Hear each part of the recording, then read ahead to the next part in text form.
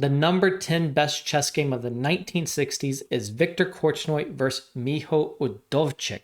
Now, Viktor Korchnoi was one of the world's best chess players in the 1950s, 1960s, 1970s, 1980s, 1990s, and 2000s. That is right. In all of those decades, he was at least in the world's top 100 players, usually well into that mark. In 1978 and 1981, he was number 2 in the world, playing a World Chess Championship match against Anatoly Karpov. He also defeated 9 world chess champions in classical chess over the board. Just absolutely tremendous. Now, off the board, I think he was known as Victor the Terrific, and he presumably got along with everyone, never saying anything not nice about other players or having them say anything not nice about him. His name is Karpov, of carp, fish. And he's cold like a fish. And his mind is very exact, precise, like a fish. Now, in 1976, he defected from the Soviet Union, a courageous decision that was definitely taken very well by all of the Soviet players and the Soviet bureaucracy and government. Without further ado, let's get to this thrilling game in which he plays like a true attacking master. Korchnoi opens the game here with pawn to d4, but after e6, he senses opportunity and transposes back into a king-pawn opening. Pawn to e4, going particularly into the French defense. Now, after pawn to e4, we see d5, knight to d2, the trash variation in the French defense, knight to f6, pawn to e5, pushing the knight back to d7, pawn c3, pawn c5, and now knight g to f3. Korchnoi comments, in contrast to bishop d3 or pawn to f4, this move, meaning knight gf3, is rarely played. Simply developing his pieces, white ignores his opponent's threat to win the pawn at d4. Now, black is not yet threatening to win the pawn at d4, but natural development is going to put pressure on that pawn, and white will no longer be in a position to defend that pawn. Korchnoi's intention is just to give it up and to develop as rapidly as possible. His words are true, but today the move is much better known because of Korchnoi, and this opening move, knight g to f3, has become known as the Korchnoi Gambit in some circles. That's the name I learned for it, and I've used it in my own games, and I enjoy it, and I can highly recommend it to you as well. Now, after knight gf3, we see knight c6, bishop d3, queen b6, castles, and now in a lot of cases, black does not accept the gambited pawn, and black plays g6 or bishop e7. But in this game, black is going to take the pawn. Pawn takes d4, pawn takes d4, knight takes d4, knight takes d4, queen takes d4, knight to f3, gaining time, attacking the queen here. The queen falls back to b6. Now, after the move queen to a4, which is an excellent move, Korchnoi notes, for the pawn, white has a big lead in development. Now he tries to switch his queen to the king side and thus prevent his opponent from castling on that side. Now, white is ahead in development. He's lost a critical pawn here on d4. Certainly, if we were in an endgame, black would probably just be winning, but it's not so easy to reach an endgame.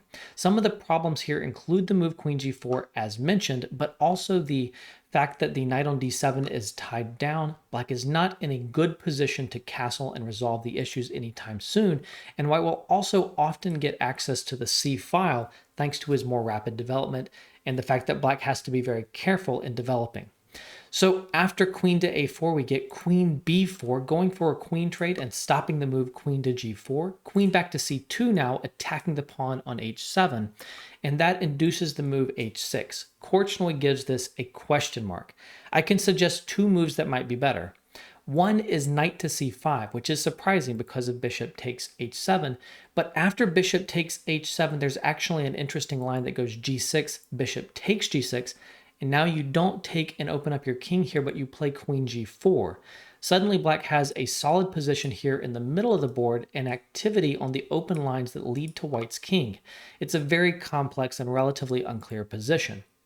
Also recommended by Udovchik after the game is the move queen c5, which Korchnoi also likes. Just saying, please trade queens with me. You can have your pawn back, you can have the h7 pawn, but I would like a queen trade, and if you take that h7 pawn and allow a queen trade, then I get a half open file for my rook, and I still have the better extra pawn, this d4 pawn over here. So after queen c2, we do see that move h6 given a question mark, I think rightfully by Korchnoi. And now bishop d2 attacking the black queen, queen to b6, rook a c1. Sometimes you can sacrifice on c8 in positions like this, but we're probably not really there yet, and we would need a couple of mistakes from black to allow that. Now bishop e7, queen to a4. The queen has returned over here. There's no longer a queen b4 option because this bishop is attacking that square, so the queen is headed to g4 in many lines. Queen back to d8. If you castled in this position, then there was rook takes c8, a threat that white has. Rook a takes, and then queen takes d7, picking up 2 pieces for the rook, and white has a great game. So queen a4, queen back to d8, defending all of those threats, but going very passive. Rook c2, just developing the rook, planning to double rooks here on the c file, the only open file on the board. That's certainly very tempting. King over to f8, rook f to c1, doubling the rooks. Knight to b6, attacking the queen, and the queen goes over to g4. Now, I would just pause here for a moment and assess the position and just say that white is doing really well. If you're the kind of player who likes having an extra pawn and would like to play black here, I would encourage you to reevaluate this kind of position. White just has so much pressure. All of white's pieces are on good squares. White controls the entire board, and the extra pawn is really meaningless. White may not win right away, but white's control of the position is much to be preferred. So now bishop d7, bishop a5, tying down this knight on b6, rook to c8, one rook trade, rook takes c8, and bishop takes c8, and now bishop b4. The bishop doubles back here and looks to exchange off this bishop in awkward circumstances. After bishop b4, if you go for a bishop exchange here, bishop takes b4, queen takes b4 check. Then after king g8, queen d6 is really strong. Yes, black is still up a pawn, and we may look at an endgame, but after queen takes d6, e takes d6, white is doing great. Some of the ideas in the position may include occasionally rook takes c8 and then d7 to promote the pawn, but more likely simply rook c7 and knight e5 is bringing much too much pressure on the position, and white is in a good spot to win some material back. This rook certainly is not playing a role in the game. Now, after bishop b4, pawn to g6, we see a very good move and a very visual move. It is queen to h4, creating a cross pin. A move like this looks impossible because the queen seems to be en prise, but of course, black can neither take on h4, which is illegal. If I try to do that, it won't let me because that would be check. And you cannot take over here because your queen is hanging on d8. A very, very beautiful cross pin, and I've sometimes heard this game called the immortal pin game because of the way that pins are used throughout the attack here. After queen h4, we get the move g5, and now the excellent antidote, knight takes g5. Another beautiful pinning move. Again, you cannot take here because of this pin, and you cannot take here because of this pin. And if you go for the capture here, bishop takes b4, knight takes e6 with a royal fork. The knight is hitting the queen and the king, but more importantly, after pawn takes, this queen can capture the other queen, and white, of course, wins. Very beautiful stuff. It may not be the most complicated game that Korchnoi ever won, but it is a beautiful game. So after knight takes g5, I should point out here that Korchnoi notes, the last opportunity to somehow escape the attack was king g8. Certainly a hard move to find. Bishop takes e7, queen takes e7, and knight to f3. Black would have had an inferior endgame. In the game, though, black is not going to reach the endgame. And after knight takes g5, king to e8 instead of king g8, there is now bishop b5 check. And after bishop to d7, white has a tremendous shot. I encourage you to pause your video and try to play like Korchnoi. Well, the winning and dazzling move is knight takes e6. Again, utilizing all of the pins, all of the tactics in the position. I love this move so much. If bishop takes h4, then knight to g7 and checkmate.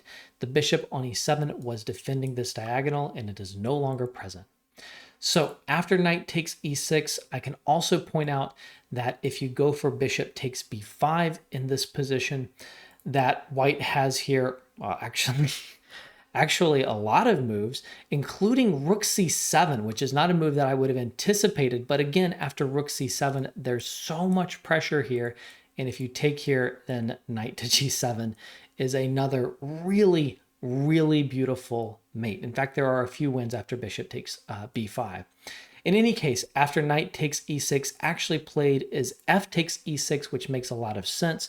Black does pocket a piece in this line, but after queen h5 check, king over to f8, the lift of the rook, rook to c3, is the conclusion to the attack. As is so often the case, after the king has been exposed, in this case by the loss of the f and g pawns, a rook lift is sufficient to lead the attack to its conclusion. If you go for bishop takes b4 here, then after rook to f3 check, wherever the king goes, there is queen f7 and checkmate. So after rook c3, the resilient move tried in the game is rook to h7, a rook lift in response, which is definitely a good try. But now after queen g6, my favorite move in this position, just encroaching, there's still no escape for this king. A really nice quiet move with both bishops still hanging over here just to make sure that the king is trapped on f8. Now after rook g7, there is queen takes h6. And after either bishop takes b5 or bishop takes b4, the response is the same. Bishop takes b5 is played in the game, and then there is rook to g3, and you cannot hold on to the rook on g7. And when you lose the rook on g7, you're also fading insurmountable mating threats. There's just no defense in the position, and so Udovchik resigned. I hope that you've enjoyed that game. I really, really love all of the tactical combinations in the game. And I also just really enjoy the strong and dominant style of play that Korchnoi exhibits. It's like a python. He never allows his opponent to breathe at any point. If you want to see more of the best games of the 1960s or of the 1970s, then click on the playlist that is popping up on your screen as we speak.